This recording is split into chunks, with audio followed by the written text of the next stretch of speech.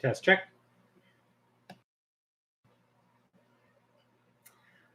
Okay, well, I should have done my laptop right from the get-go.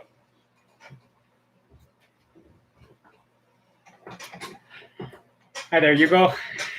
Thank you for sticking with me, coming back there.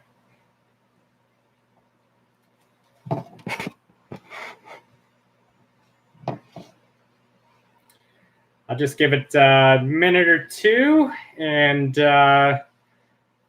see if any of the others from the original stream there are gonna make a return.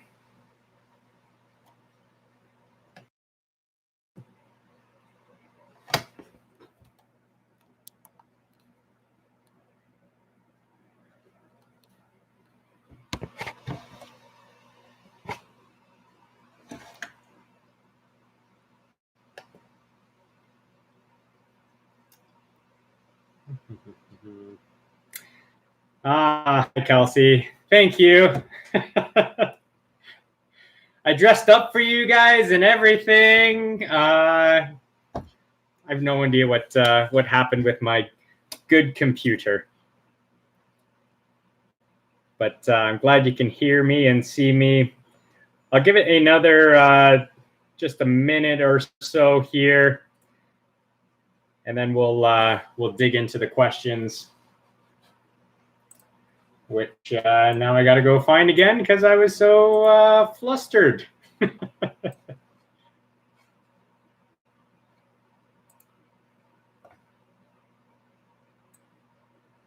Perfect.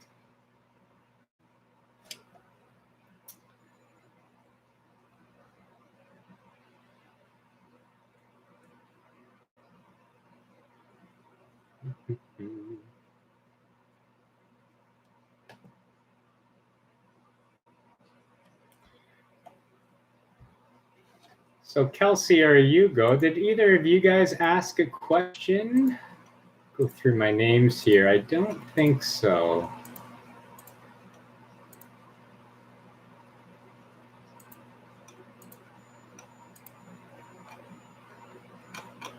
I would hit yours first. But feel free if you do have any questions you want to put into the chat box, you're more than welcome. Since I totally botched that first go around, I can just be at your disposal for the next however long you want to stick around for.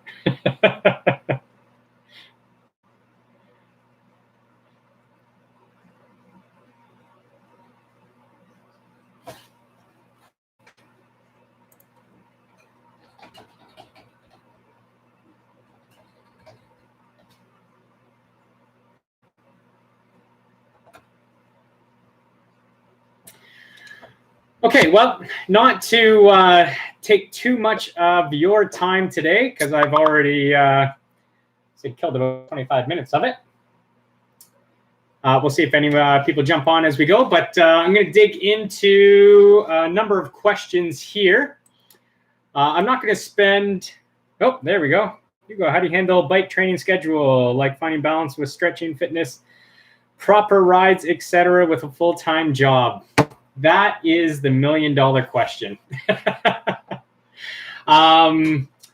You know what? It is definitely, I would say, the biggest struggle for most athletes, especially athletes like us who have full-time jobs and other commitments, family, and sometimes social, and what else you have going on in your life. The biggest recommendations that I can make, really the whole secret towards, I'll say, making improvements in your training or your performance through training is consistency. That's really, that's it. The more consistent you can be, the more successful you can act. That's in the way a lot. So being flexible is the other, key aspect. When things come up, well, sometimes you need to recalibrate, readjust. There are going to be times where, time commitments take you away from training, and that is just a reality with everybody. It's just more about how you get back on It's really easy to get discouraged and, be like, I lost all my momentum. I've been out for hopefully only a few days as opposed to a few weeks. But that's really the key. It's just getting back on as quickly as you can. And in terms of, your weekly training schedule, if you can prioritize your harder workouts, the higher quality workouts,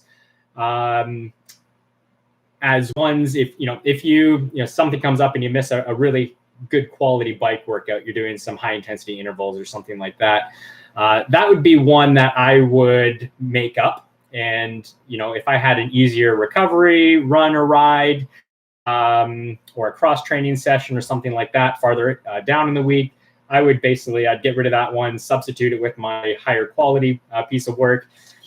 Consider my, the day that I missed as my recovery day or days, and pick it right back up with some higher intensity stuff, and then back into the plan again. So, as I said, it's definitely a struggle. You have to be flexible. You can't beat yourself up over missing a day or two. And if you can limit it to a day or two, not a problem. Most people don't rest enough anyway. So sometimes those life breaks are actually a positive thing. There's been a number of even professional athletes who have had, experienced some sort of training injury that has put them out for, weeks, even months, and have actually come back and performed better, obviously after a bit of training, of course, but, the body needed that rest. So, it's all about being as flexible as you can and getting back on the horse. Now, you have to also look at your training schedule. You can get strategic. I personally have to get up super early in the morning to get things in. I have 2 young kids, so trying to balance training around that as well becomes difficult. So in terms of finding those times in the day, got to get creative in that. And sometimes it takes a little bit of sacrifice in terms of say, dragging your butt out of bed maybe before you want to. But yeah, hopefully that gives you something there. Feel free, though, jump back onto the chat there, and if that answers your question, or if there's something more specific that you'd like to talk about. And when you're trying to blend everything, again, that also is quite difficult. In terms of some of the mobility, stability work, you can do that, definitely in the warm-up section of your workout. So before a bike and a run, doing activation work really goes a long way. Doing your stretching sequence at the end. I'll be honest, when I'm really in a time crunch, I'll stretch in the shower, as scary as that might look. But you can get really creative about killing 2 birds with 1 stone and getting it all in. And you don't have to go too crazy. I know some of the dynamics, routines are upwards of 20 minutes or so. You can fit in a really good 5-10 minute stretch after a run or a ride and still accomplish some good flexibility work. If we have consistent pain in one area, what is the best way to go about self-diagnosing and treating? Our pains in one specific area usually a cause from the opposite area.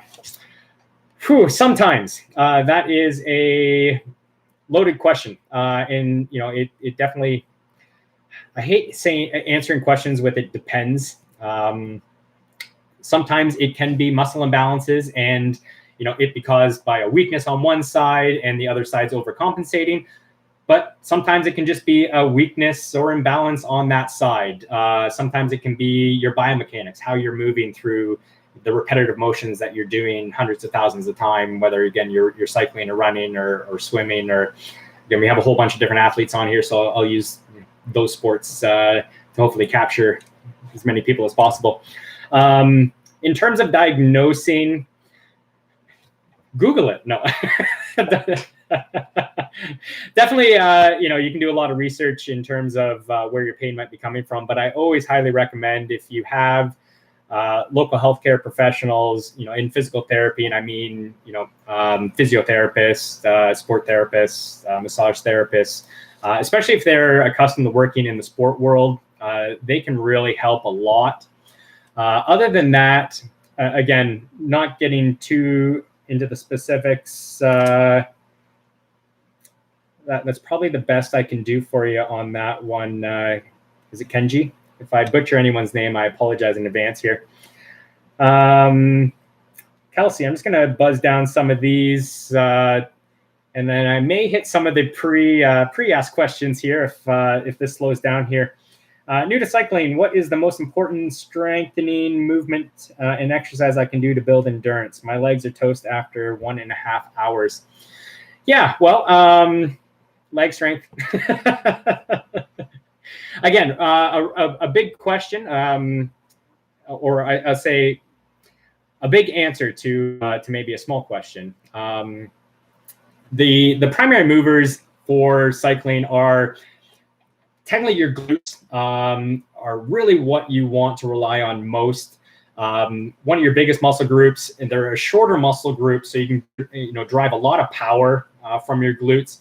Obviously, quads are going to be heavily involved as well, and I often find a lot of cyclists, especially when you're just getting started, you're quad dominant, as most of us are, as we get accustomed to activating our glutes and using them effectively on the bike.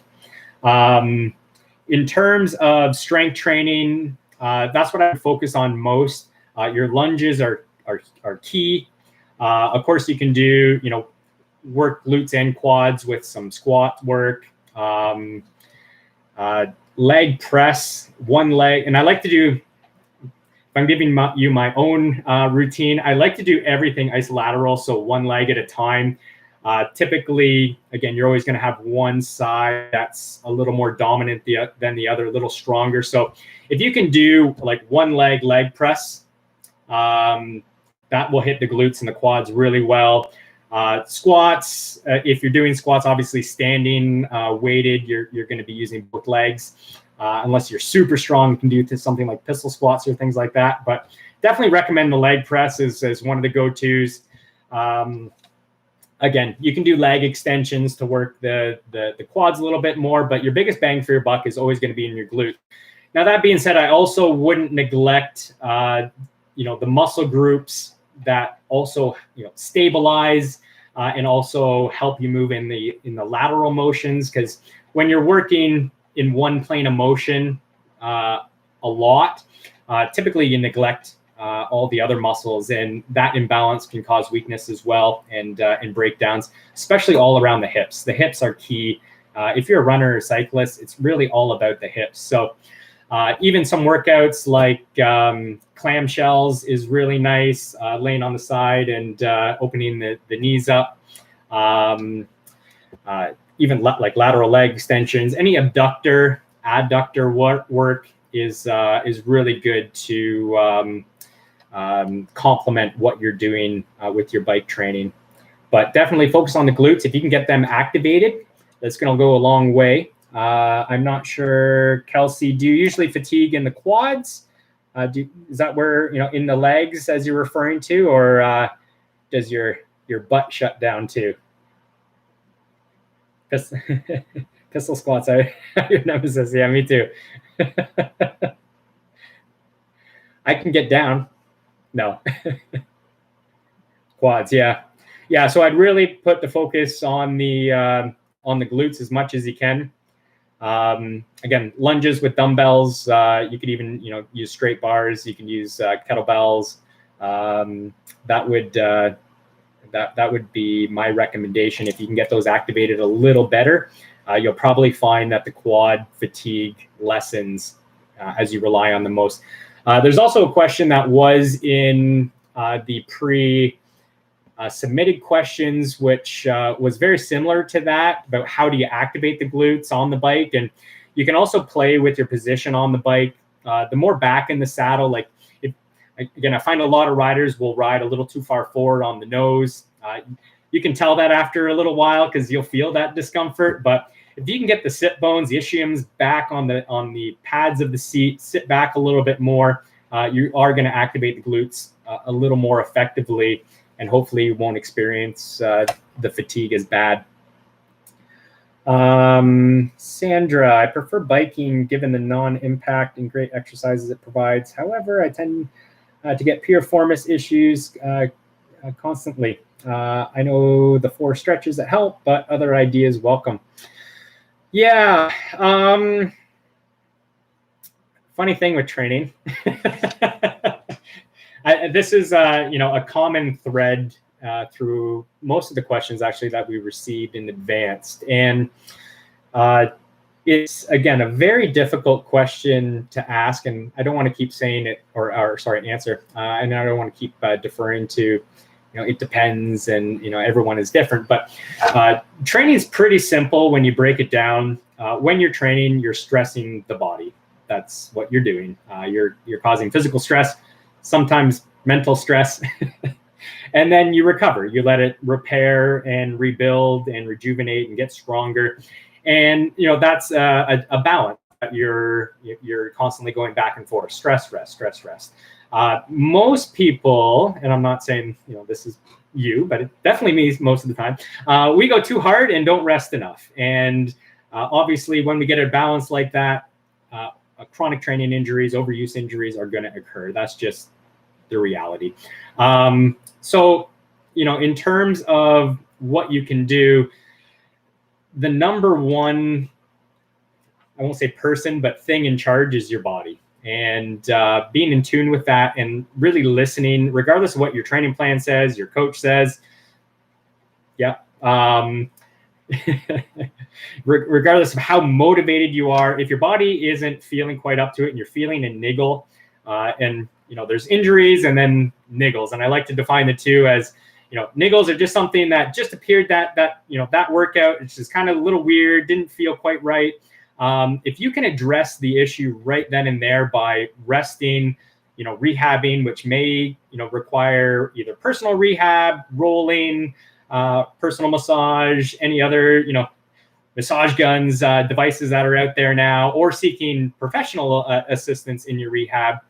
And then, continue to do your, flexibility training, stability, mobility, and strength training. Hopefully, over time, that issue goes away. But if you find that you're constantly in the cycle of injured, then I'm, kind of back at it, but not fully injured again, I promise you'll probably continue to repeat that cycle. I often tell my athletes that I work with, if you're not back to 100%, we can't make progress because you're still in management mode. As much as you want to keep going, that's going to be the reality. That being said, I mean, if you're a few weeks out from a big event and you don't really have any choice, then you do your best to band-aid it and get you through, and hopefully you can make it through the event and not cause any long-lasting damage. But if you're just on a training cycle, there's nothing really important coming up, rest and rehab is really all you can do. And then again, focus in on those weak areas. Like I mentioned already, the hips, that's really where it's at. Most injuries, especially lower body injuries for cyclists and runners, they start from the hips. Even if it's down in the shins and the calves, a lot of it is hip dysfunction, and that is where I would put your focus. I hope that might have helped, Sandra. But again, feel free, comment if you want me to hit on something else. No, I haven't watched the Friends reunion yet. But I wouldn't mind checking it out. Any thoughts on combining cycling with other sports like CrossFit and how to avoid overtraining and keep getting better at both of them? Yeah. So, I'll say the last little while, my main sport of focus has been triathlon, and kind of same type of deal, trying to manage all these different sports and add strength training and all the stretching and mobility. It's a lot. You can fitness is fitness. Having the ability to do different types of movements is incredibly good for your body. I'll say the worst thing you probably do is just ride your bike and exclusively, and that's it. Because again, you're going to be stressing specific muscle groups and only those, and everything else is going to get weaker and you're going to get incredibly imbalanced. So I definitely highly recommend the combination, and, you know, done properly, CrossFit's fantastic. I actually kind of got hooked on that a number of years ago and still work it into my training regimen. But in terms of getting better at both, I mean, if you do it consistently and you're modulating your training, so you're not going hard all the time and you're not going easy all the time, you have your hard days and you have your rest days, you should see those gains. That being said, you know, you'll never get as good at anything than if you purely focus on it. So that's when I say, you know, as a triathlete, I'm mediocre at everything. I'm a mediocre swimmer, biker, and runner. I'm never going to be as good as if I just focused on swimming or cycling or running, or in your instance, just CrossFit or just cycling. But they can definitely complement each other. And in terms of how to blend those things, again, really you're looking at the intensity of workout. It's all about, again, when I break it down to the most simplistic terms, it's about the training stress that you're putting on your body. I recommend no more than 2 hard training days in a row before you can bring it down and recover for a day or 2 and do something lighter and easier. So if you're doing something really hard in CrossFit one day, the next day you might be able to still hit a really good bike workout, and then I would bring it down for, you know, an easy recovery ride or run or whatever else before you bring it back up again. So you can easily modulate it like that.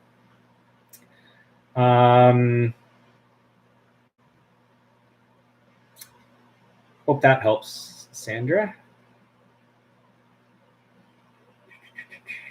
Sorry, I'm trying to. Oh, sorry, that was Hugo.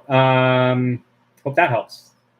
Like, see if there's any more comments you made there. Yeah. Okay. Cotton and chocolate. Jerry, all right, looking for some questions on strength in the lower back, which is currently experiencing minor pain. And a little bit of nutrition. Yes, I'll get into some nutrition stuff in a second. Those were some submitted questions. Which program on the platform would you recommend for triathletes? Okay. So Jerry, in terms of strength training lower back, definitely, you know, core stability is going to be key. Again, whether you're a runner or a cyclist or both, or do a whole bunch of stuff, everything starts from the core. That's really the chassis. If I use a car analogy, you could have 1,000. You're not going to have 1,000 horsepower car. A huge, 700 horsepower car. If the chassis isn't stable, you know, the wheels are going to spin and that chassis is going to twist. And, you know, that's exactly what happens when you have super big, you know, strong legs and you're trying to put big power through the bike and the core isn't strong enough.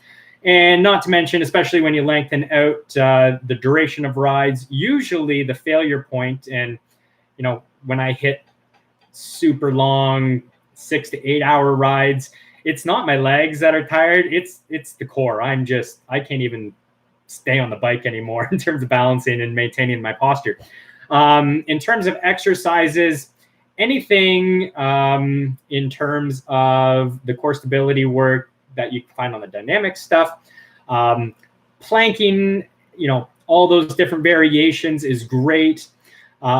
Movement is always better if you're doing any of that stability work. So you can hold a front plank and not move, but you're going to get more activation out of your stabilizer muscles if you add in some movement. So, you know, lifting one of the back legs up and putting it down, or lifting it up and moving it to the side and then back.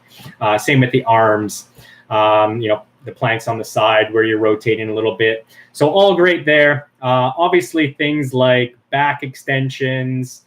Again, be careful as you're just getting into, or if you have an injury, or if it's just kind of sore and nagging, you know, differences there.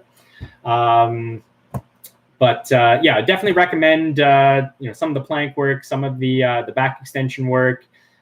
You can do like reverse hypers over a ball. Yeah, all of that is really good. And then you know, the foam roller is my best friend, especially after long rides. Just laying on that, you know, giving that lower back a nice little rollout, a little bit of heat, and hopefully that keeps everything nice and loose. But yeah, I said there's I mean, you could probably YouTube lower back strengthening exercises and find the gamut if that helps at all. But usually most of the stuff that I do is back extension work and plank type work. And again, I don't have to overdo it because the amount of stability work that I get while I'm on the bike is pretty substantial as well. So be careful with that. If you're going crazy in the gym, you know, trying to strengthen the lower back and then you expect to hop on and feel good on a ride, yeah, make sure you have that recovery time in there. So we'll jump down to nutrition. So I had a couple questions here, pre-questions. Actually use one of these. One of them was how... See that one? Where is it? 63. There we are. So this one came from Jody, and she's looking. She's over 60. She does 60-mile rides, and in terms of nutrition, and I'll call it fueling because I won't.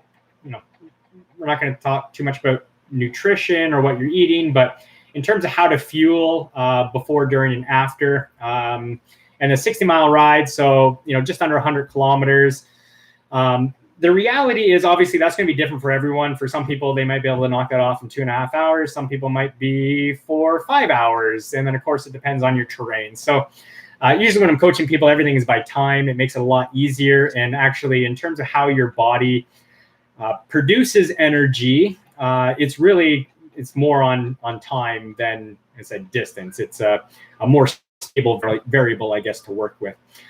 So, you know, just backing up in terms of fueling, a couple of key concepts to understand is, one, it depends on your diet.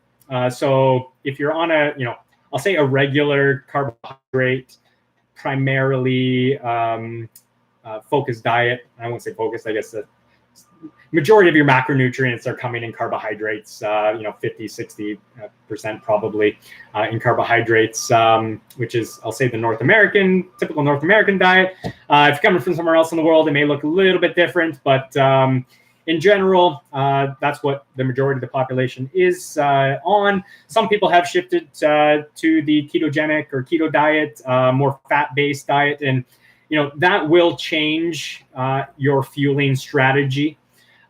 No, the whole draw to keto and endurance sports was the idea that, you know, you're going to be able to have sustained energy for, you know, potentially forever, because the amount of fat stores you have can last for substantially longer than carbohydrates. That being said, in terms of taking in whether ketones or MCT oil, medium triglyceride, or whatever other product out there, can help you sustain energy as well. Now, I'm going to kind of put the keto stuff aside. If you're on that type of diet, you probably already have that dialed, or I'm hoping you have that dialed, or I'll just go out there and say, well, you have, you know, you can burn fat all day. In terms of I'll say the majority of people, myself included, and I have, you know, I treat myself as an experiment. I like to try things out. So I've tried the ketogenic diet.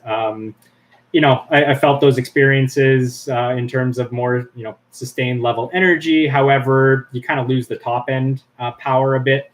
And for me personally, it just, you know, in terms of sustainability for a diet, it needs to be convenient, and it just wasn't working with me and what my family was eating and whatnot. So flipping back, regular carbohydrate diet, you got about 2 hours, give or take, of glycogen stores. So that's your stored, I'll say, carbohydrate energy in the muscle, in the liver, in the blood. And once that's depleted, you're done. So if you went out and rode for 2 hours, you know, as hard as you could for 2 hours. That should, after that 2 hour period, muscle glycogen is depleted and you hit the wall, you're done. And hitting the wall, really what's happening is your brain, it uses carbohydrates for fuel. It's the only fuel it uses, unless, again, you're on the ketogenic diet. So it gets to a point where your brain goes, I need the carbohydrates. Whatever's left in your body, I need it. So it just shuts your body down. And that's when, again, you hit the wall and performance just goes right off a cliff. And, if you still have a lot more to go in your event, as you're taking in sugars, you might be able to rebound and come back. But you never know. You're never going to, maintain the same level of performance as if you kept your glycogen stores up. So really, it's a management of your glycogen that's in your body, the sugar, the carbohydrates. So if you have 2 hours, now we can work backwards to what do you need to consume for the duration of your ride. If you're only doing a 2 hour ride, and you take in fuel before, during, and after, you probably should be able to maintain those glycogen stores and feel really good after, and actually be able to turn workouts, a lot quicker. So if you had a double day, you had a workout in the morning and a workout in the evening, fueling becomes really important because you want to feel good in that second workout of the day, or even the next day, because sometimes it does take 24 to 48 hours for those muscle glycogens to replenish if depleted. So in terms of intake, while you're exercising, in general, you can take in about, again, it depends on your body size, and I'll say about 200 to, maximum 400, you're pushing it, calories an hour. If you're doing strenuous activity, so if you're doing an hour ride at your lactic threshold, pretty much as hard as you can, you're probably burning more like 800 plus calories, again, depending on your body type. So you are fighting a losing battle where you're continually depleting.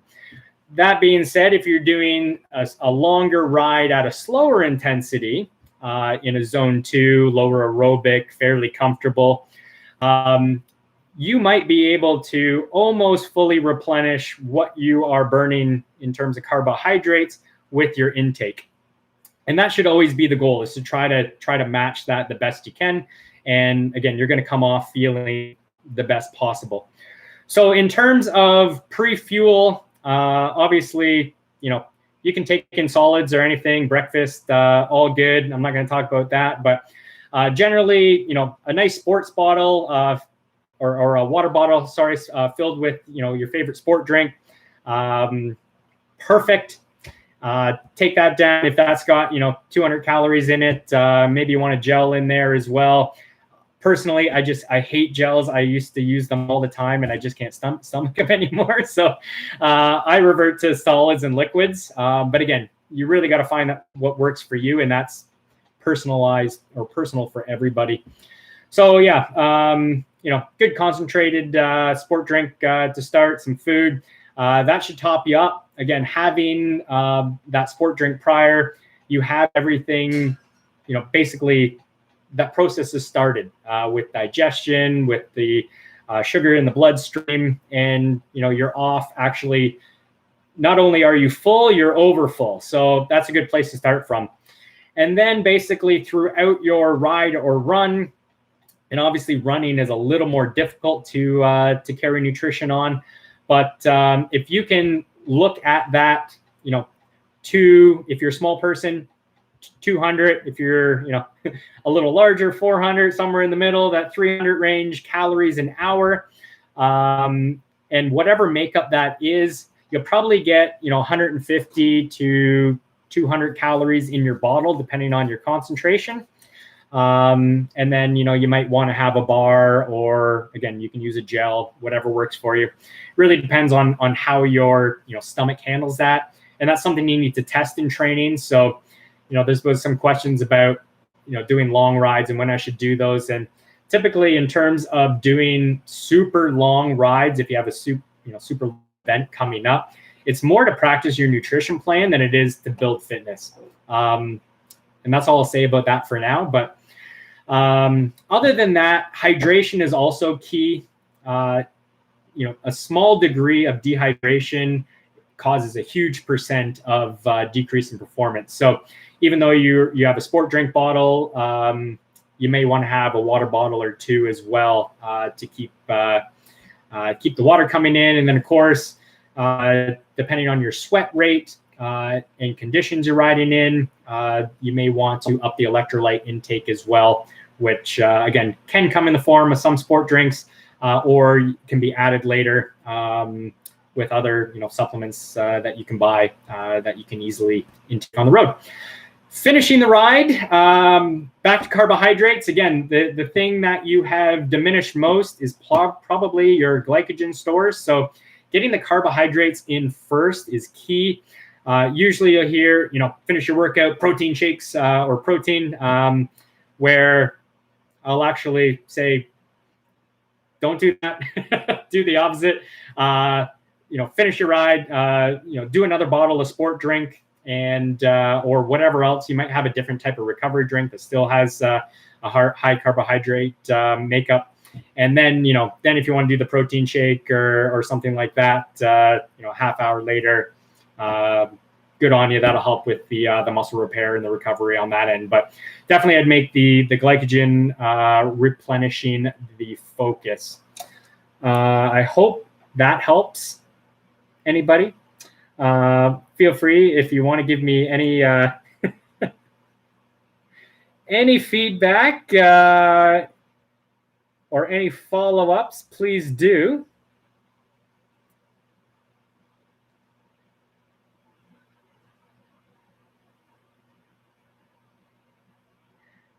Yeah, okay. So back to the strength training. As I mentioned earlier, you're always getting a good core stability workout on the bike to begin with. It really depends on where you are in the training cycle, David, in terms of how you make, how you do that mix. If you're in an off season right now, I highly recommend 3 times a week, and you can sacrifice everything else. You're going to get the biggest bang for your buck out of strength training than any other specific training. And that's my personal opinion, experience. And now, obviously, that can't go forever. You do need to shift back and do sport specific work. But yeah, again, if you're on a transitional season or an off season, 3 strengths a week and make that the priority, awesome. Diverting or sorry, going back to, I guess, one of the questions was asked earlier, how do you manage everything in life? It's really about prioritizing what you're focusing on at any given time. So, off-season strength is your priority. You want to hit 3 a week. 2 is fine. Again, everyone is a little bit different in terms of the schedule. But if life happens, you just make sure, I got to make sure I get those, 2 or 3 strength workouts in a week. If I miss a bike or 2 or, all of them because something really catastrophic happened, so be it. I'm going to focus and get my strength work in there. That being said, there should be a periodization of your training. So that should always go in cycles. And it might not be, an annual cycle. It could sync up with an events, schedule. It could, a life cycle of just where you are in, your personal life. But again, you can basically start with 3, and then as you want to get more focused on cycling, phase that out to 2, then down to 1, and then there'll probably come a time where you just want to you want to get hyper focused on cycling, and you're going to ditch the strength. That being said, it's probably always a good idea to keep at least 1 day a week in there for maintenance. And strength training is quite common. Strength training programs and just following that, it's going to be a little more generic, trying to suit everybody. But even your strength training program a little bit as well, which also may shift. But honestly, I think if you're struggling fitting everything in, commit to focusing on one and make that your focus. So if you feel you need to get stronger, your lower back is suffering, spend a training, a couple of training blocks actually, like 2 or 3 months where strength training is the focus. Cycling comes second. You're going to do as much as you possibly can, but you're going to be, really hyper focused on getting the strength training work in. And then once you see the benefits from that, you can taper that off and focus a little bit more on riding. Well, thanks, Sarah.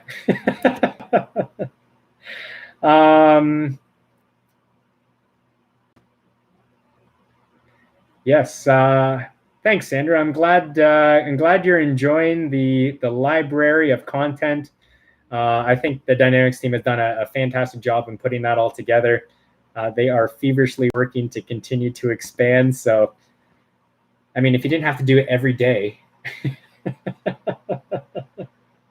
but definitely a work in progress. We got a lot of neat things in the hopper with even converting some of that stuff over into Training Peaks, and then of course I'm the new addition with providing some coaching assistance. So we will continue to up the training supports. We'll do a lot more of these without the technical difficulties at the beginning, and I even prepared a really nice presentation for you as well, which I can't even show you at the moment, but future. So thank you for the positive feedback.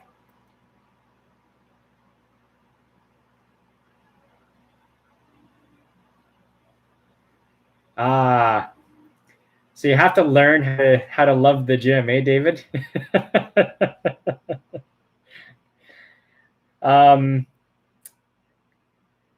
Yeah. As you become more, well, I don't know. Again, your story. I always get motivated by mastery. The more I feel I'm getting better at something, the more motivated I am to do it. And that takes time. The unfortunate reality is we always suck at everything we start.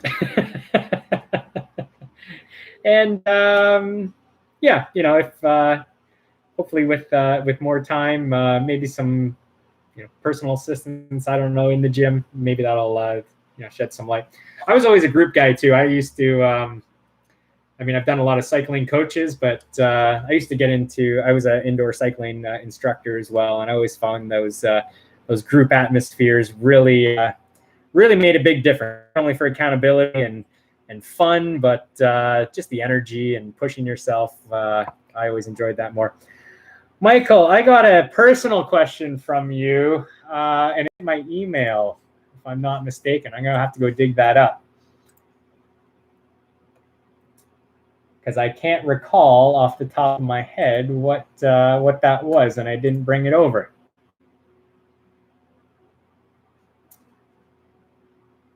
So if you give me 1 second here. Michael, where are you?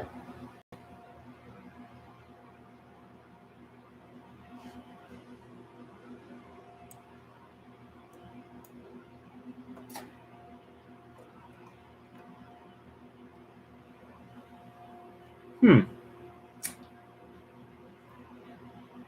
you remember your question, Michael?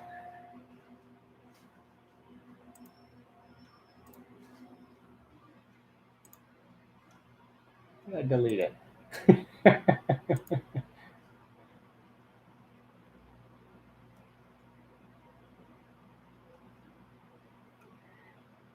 Just because I'm under pressure here, I know you guys are watching.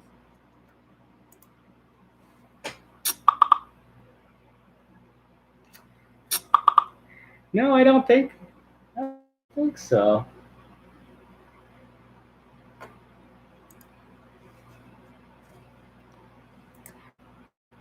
I know there's a lot of Michaels out there, but no, it is the right Michael. Yes. You asked me, when I really get run down, I stay off the bike for 2 days. When I resume, is it okay to do a really hard, fun ride. And then I'm not sure the last part, to enjoy the gains. Or should I take it easy and continue to build your base? Base training versus, going super hard. There should be, again, a period where you focus on base training. That's different for everybody. And to be honest, if you're consistent with your training, you have a base. You always have a base. It's just, what are you trying to build on top of that base? And you also have to consider, what are you training for? And that might, your base might look a little bit different. There's a classical periodization approach, which is essentially base training, then build, then peak, then taper and race. And to be honest, over the last probably decade, actually, that's really been thrown out the window, especially with a lot of professional athletes now that, their racing schedule, they're not able to do that entire periodization. So, and in terms of, research around what works, what doesn't work, you can approach things in many different ways. But there are general training principles to follow. So in terms of, and I'll quickly talk about periodization while I'm on that topic. If you're training for a super long race, something, I'll say 4+ hours to multiple days, you're almost going to actually approach that differently. And same for running. If you're, training for ultra marathons or triathlons, if you're training for Ironmans, you're going to actually flip that periodization backwards. So, and that's considering that you already have a base of fitness. If you have no base of fitness, your base training is basically, let's get acclimatized to training. And that's why it's supposed to be easy, because your risk of injury is so high when you're first getting started. You want to keep that easy. Your aerobic fitness is probably terrible as well. And again, it's just laying the foundation for when you can start bumping up the intensity. If you already, if you've been consistent, you have a good deal of fitness already. If it's something really long you're training for, you're actually going to do the hard stuff, the fast, short stuff first, and get some speed. And then you're going to lengthen it out and really ramp up the miles. And it's kind of, again, it's a mind shift, but it makes total sense in terms of, you may as well work some of the, the fast twitch muscle fibers, the neuromuscular system, the muscle recruitment, the muscle coordination, all those things to run fast, cycle fast, whatever sport you're doing fast. And then once you build that speed, if you can take that speed and then start stretching it out over longer and longer durations. Now, of course, I'm not saying you're going to go and ride and run at these high intensities, but you are going to find that you're faster overall at an easier intensity. So then, focus on the endurance part, getting up to your event that's super long. That's probably going to set you up for the best chance of success at that long endurance event. If you're doing something shorter, if it's something like a crit race, a shorter race of anything, 5K, whatever, it's going to be probably flipped again to that classical version where you can build the aerobic endurance a little bit, build the intensity, really hit the fast stuff, and then, you hit your short, really quick, intense race. And I would, consider that, again, something anywhere from 3 hours and down. So if that helps at all with that. Now, in terms of, again, modulating the training, I do find a lot of people get stuck in base training forever.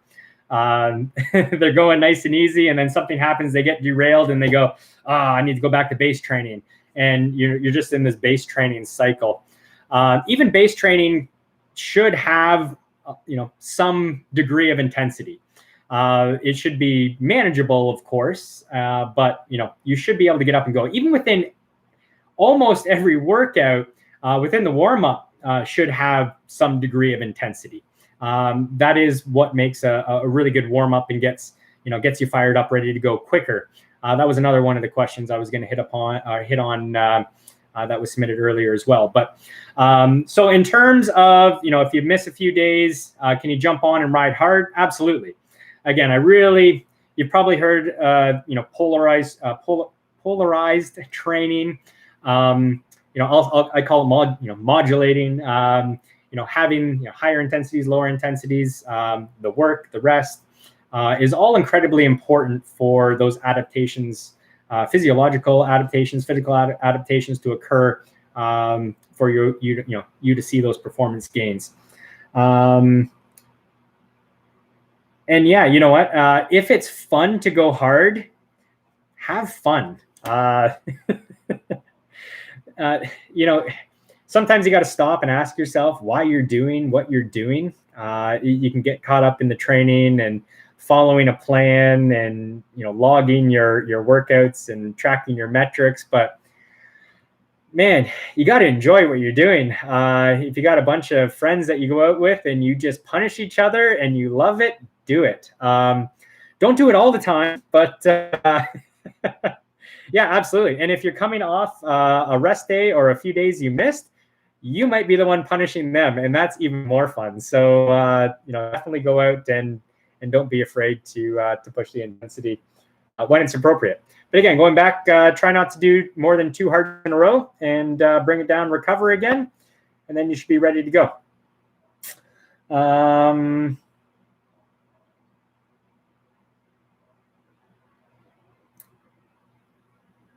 I might have gone through everything, I think, in the chat. So thank you so much for all those questions.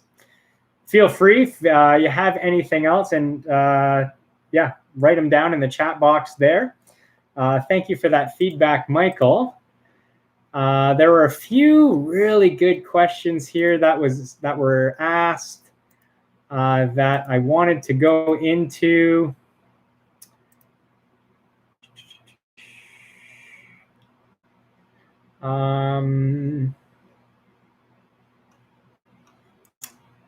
I've covered a lot of them, actually. So there are definitely common themes that everyone is asking.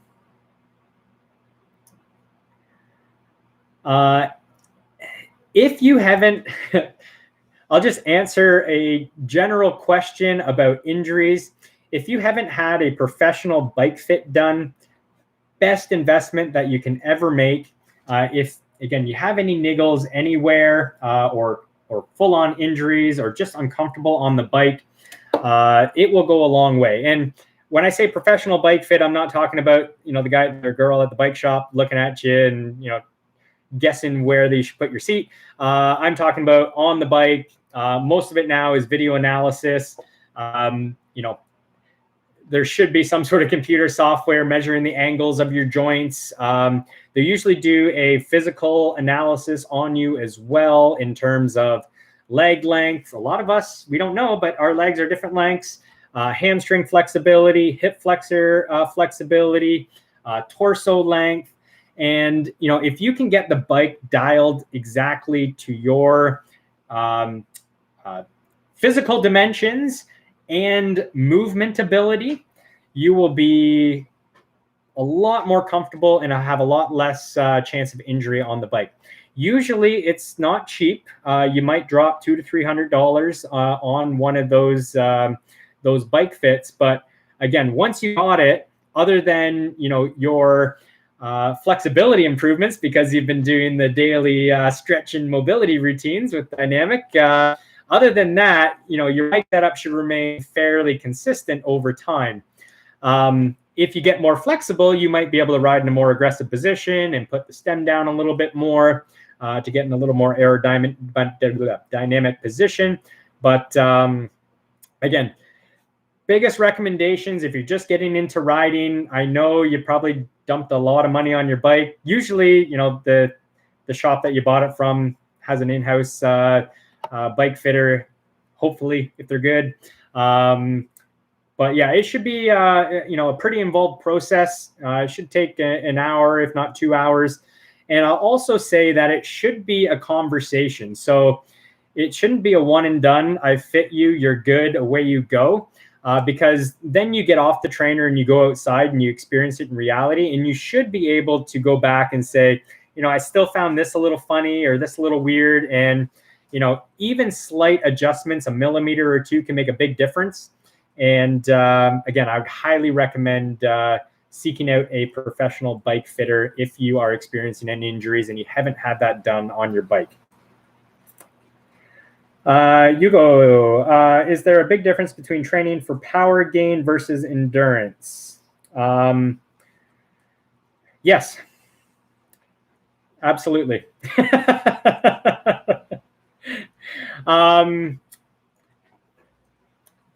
So, let me storm in here. Geez. Let me qualify power. And because, there's, power that you're producing on your bike that you're reading through your power meter. What's the difference between, a short duration of power and a long duration of power? So in terms of training, something like anaerobic power, short bursts, well, actually everything down from max power, 5-10 second max powers, to anaerobic power, 1 minute to 2 minute max type power. Then you have, 5 minute VO2 max power. Then you have, threshold power, what, type of power you could hold for an hour. You have tempo power. And basically I'm going through all the different training zones, essentially, that dictate. It's an intensity. Your body produces energy differently at different intensities.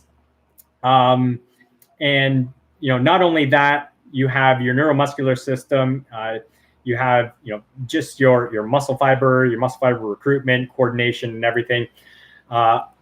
All is trained differently to maximize, those.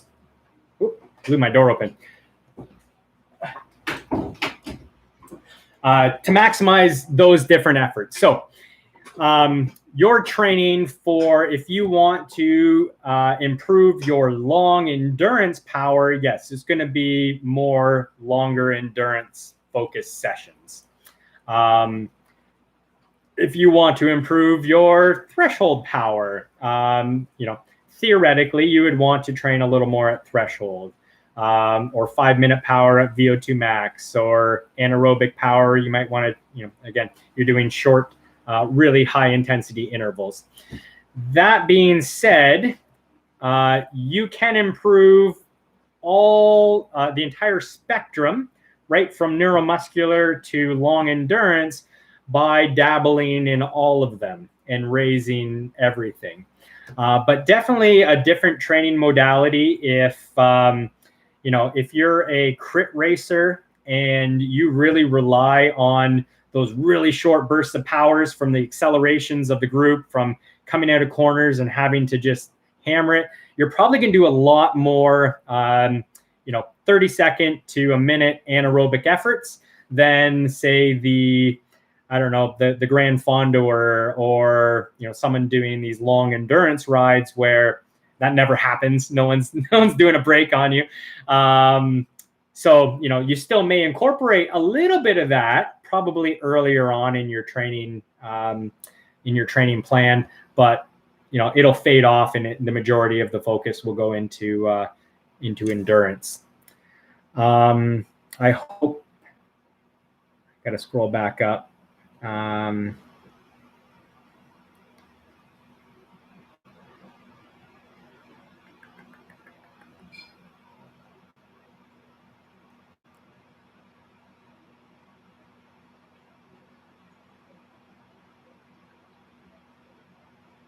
Oh, thanks for confirming my bike fit rant.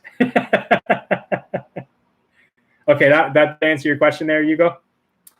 Again, without getting specific into everything that you've been doing and where you are, it's hard to speak in generalities.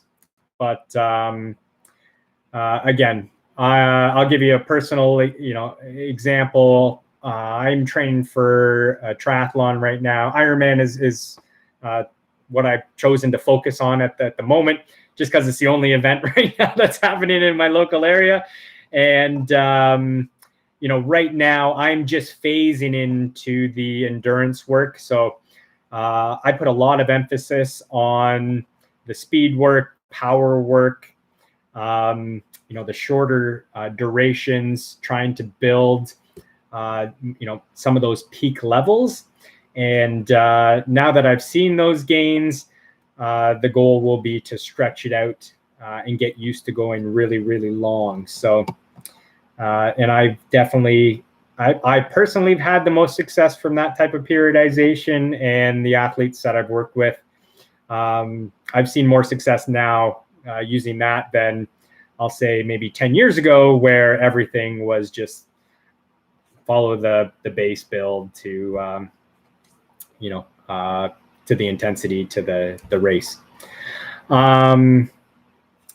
Okay. Again, if anyone else wants to throw any questions that's on the line, you're more than welcome. That was my bike fit one. There was, you know, when it came to bike fit, one of the questions was about upper back pain, neck pain, and how to deal with that. And again, unfortunately, it's a training stress in itself. You are you're holding this thing up for a long time in, you know, a pretty bent over position.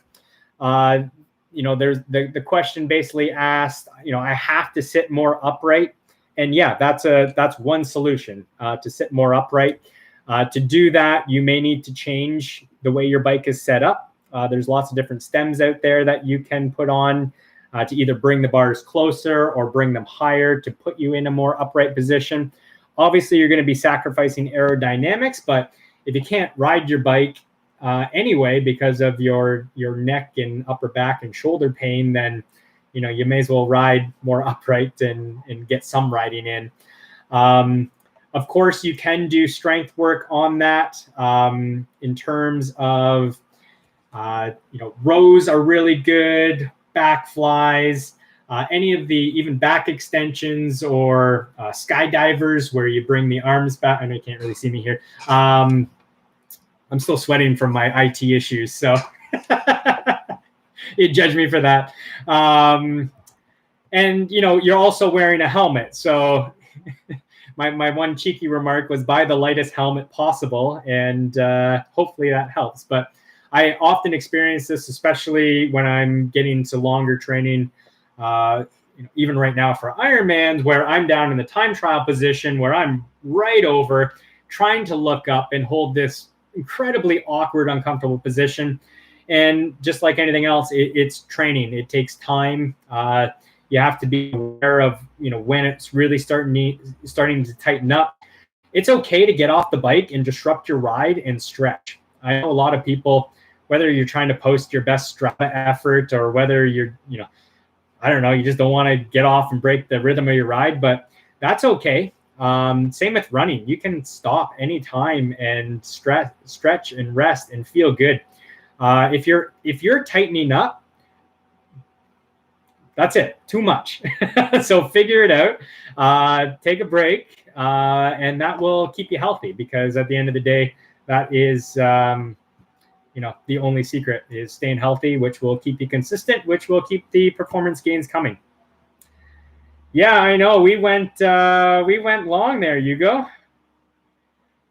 Apparently, I talk a lot, and you guys got me on my favorite subject, so I could probably go all day on this.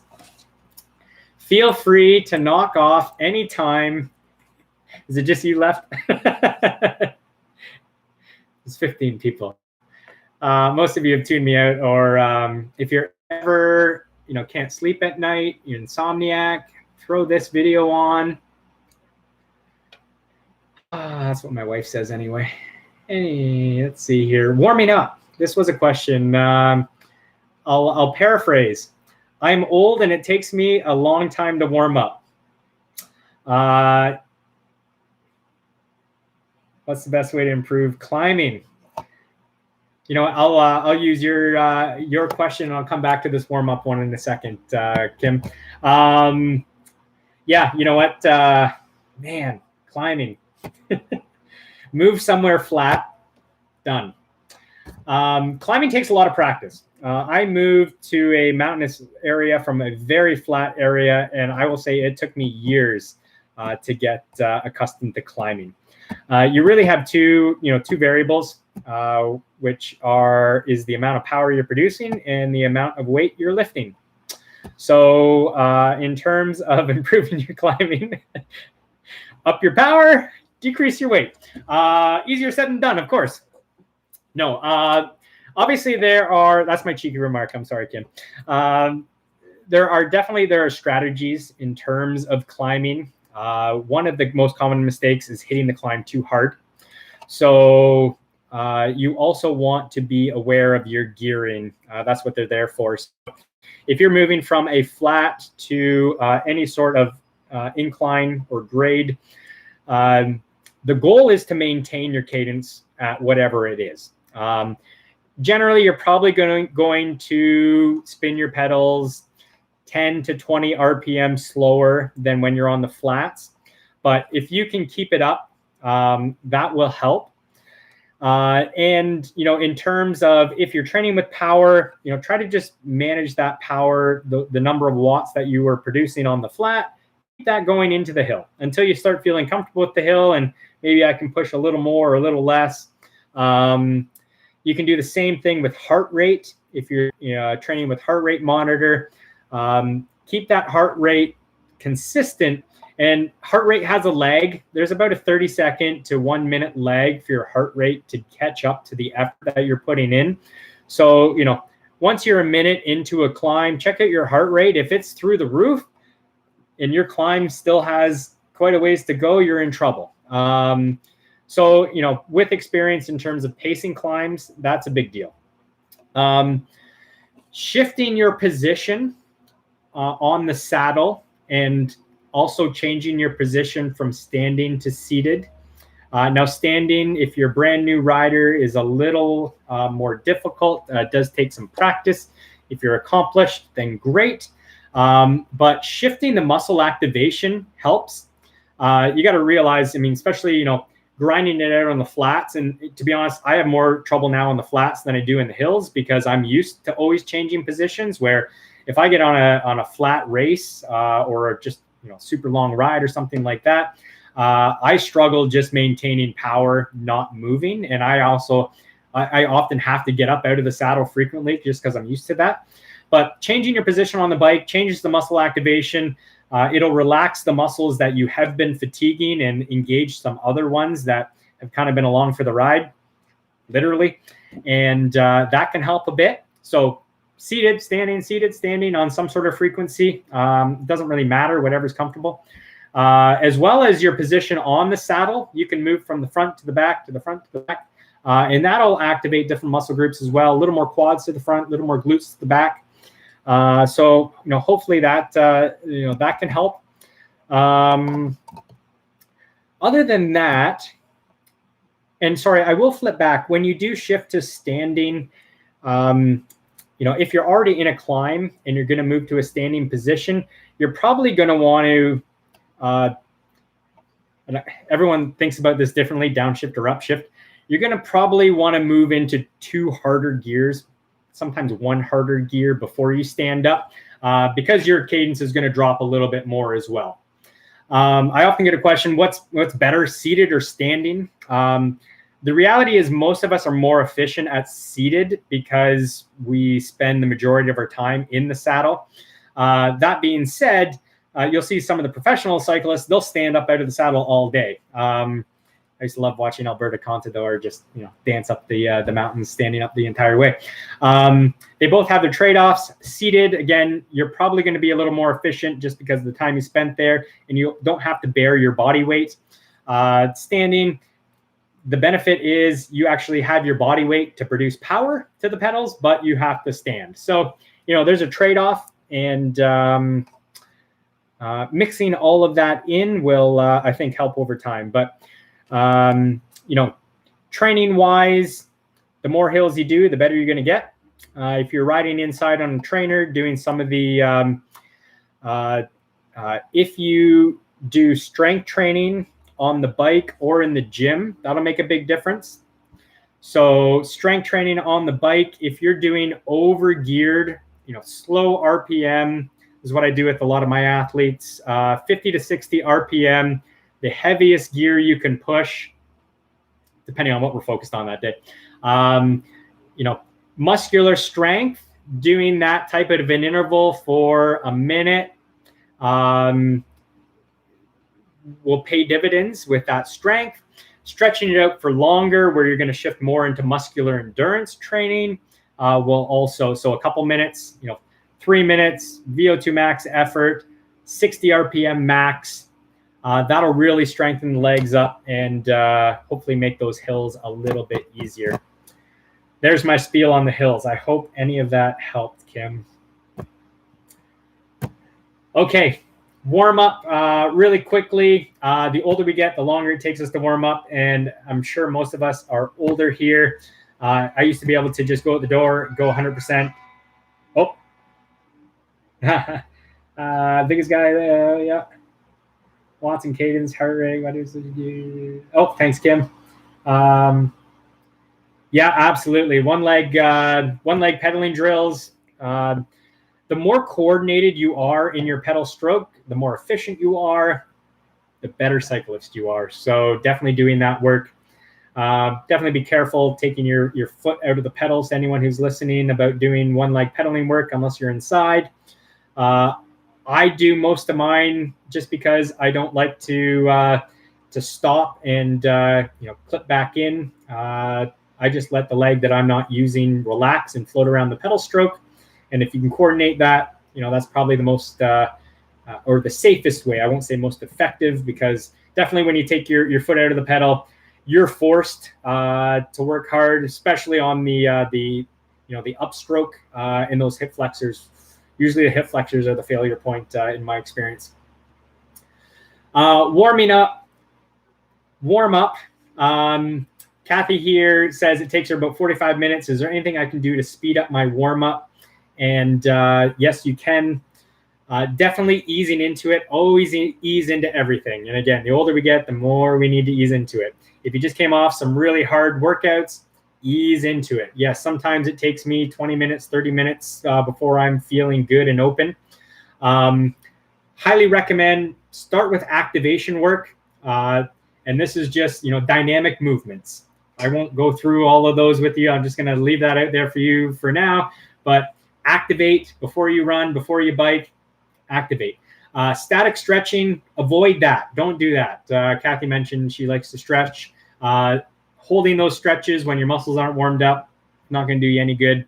Can actually even, set you up for injury. We got to warm those muscles up, get them loose, get them elastic, and the blood flowing through them, and then you're ready. So that's why I say activation, gradual ramp up.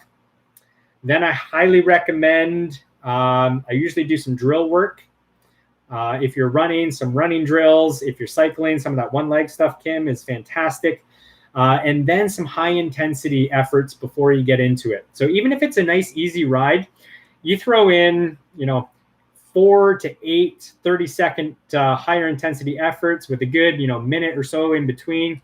And I won't even say, even 20 seconds. So you're not even hitting into the anaerobic system, but that is going to recruit the muscle fibers that are still sleeping and, get the blood really flowing, get the heart rate up, even though it might drop back down for your main ride or your main set.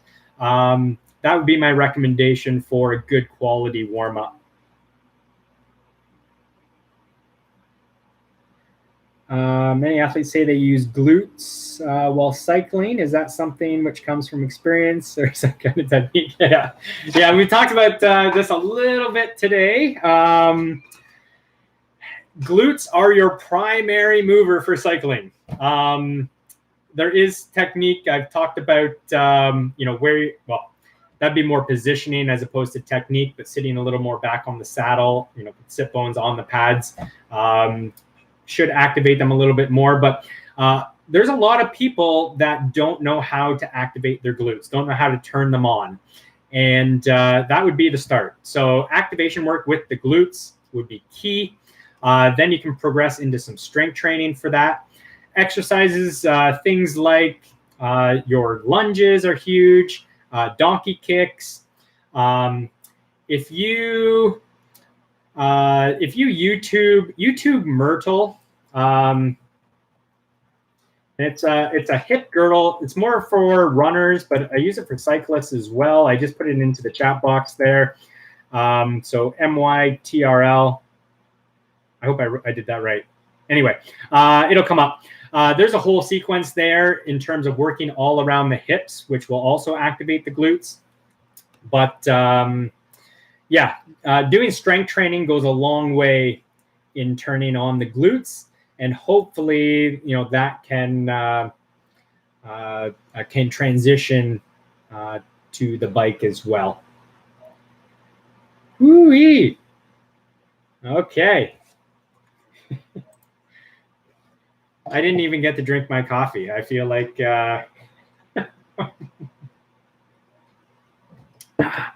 should have got some water instead.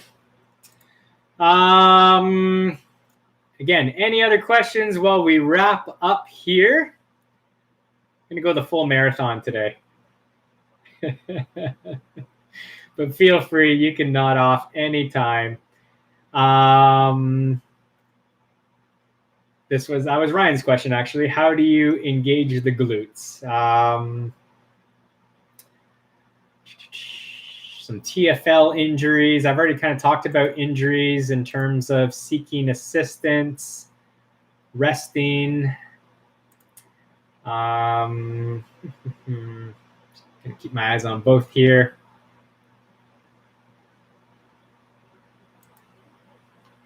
You know what, guys? I might, sorry, I say guys universally, guys and gals. I might have hit everything that was asked in the pre-questions too.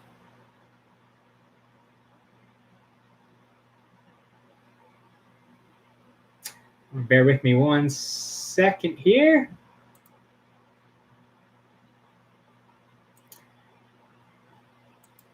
Oh yeah, that's a marathon question about TSS and training peaks and things like that. I was actually going to dig into my training peaks and show you, you know, some of the performance charts to answer this question, but I already kind of talked about it in terms of modulating work and rest and periodization. So hopefully that covers that.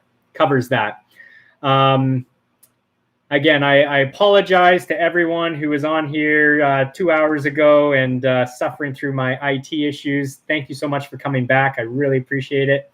Hopefully you gained something from this. I hope we can do more of these. So there'll probably be more invitations coming out in the future about questions. But feel free. You're welcome to reach out, and you know, hopefully I can help you in any way, shape, or form. I also have a lot of questions from the athletes that I actively coach that I would like to bundle up and shoot out for the greater good of the collective as well, because there's some great pieces of or great questions actually, and you know, it applies to, in my experience, probably almost everybody. So again, appreciate your time here today. I'll give you one last go if you have any last questions here. But if not, I wish you the best in your training, in your cycling, and your stretching and mobility. Don't underestimate the importance of doing those little things. This will be, I guess, what I leave on. Most people don't spend the time, again, to do the stretching, the activation work prior, all the stuff that Dynamics has put together. You know, it takes the guesswork out of it. Obviously, you're already part of that group, so I'm not selling anything in that respect. But as a coach, it's what I use actually in the programs that I designed for my athletes, and It's what I use myself. And ever since I've focused on those little things and, incorporated that into my training. And yeah, it takes time. Sometimes it's, in the evening when I'm watching TV, and I'd rather just be sitting on the couch, but I really know it does pay dividends. And in terms of staying healthy, it's key. And the most frustrating thing is not being able to train because of an injury when you really want to train. So again, I really applaud the Dynamics team for everything that they put together. Hopefully I can continue to bring value to their community as well, or now my community too. And yeah, thank you so much, everybody. It was a pleasure talking with you today. I'll say talking at you today. But again, if you ever want to have a one-on-one conversation with me, feel free to reach out anytime. And yeah, stay safe out there. Have fun on the bikes, and we'll talk soon. Take care, everybody.